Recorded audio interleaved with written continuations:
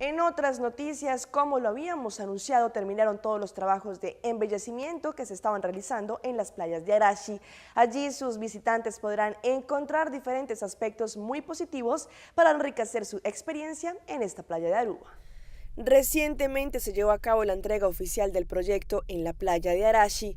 Este es un proyecto en el marco de la mejoría del producto Aruba, con el enfoque sobre la mejoración de nuestras playas. Arashi ahora cuenta con una nueva facilidad que podrá brindar un mejor servicio a los usuarios que van a esta playa, tales como baños públicos, duchas y hasta un kiosco que va a ofrecer la oportunidad para comprar bebidas y comidas. Asimismo, le colocaron una nueva capa de arena blanca sobre toda la playa. El proyecto incluyó también un espacio para guardar sillas que actualmente están ubicadas en las arenas de Arashi. Un aspecto único es la rampa que facilita a las personas con limitación física. Ahora ellos podrán llegar más cerca para disfrutar de nuestro mar.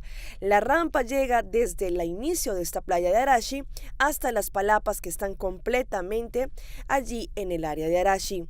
El ministro Otmar Oduber tuvo palabras de gratitud a los contratistas que fueron los encargados con este proyecto, el cual hicieron un tremendo trabajo. También agradeció a DOWAY por estar envuelto con varios proyectos para la mejoría del producto Aruba.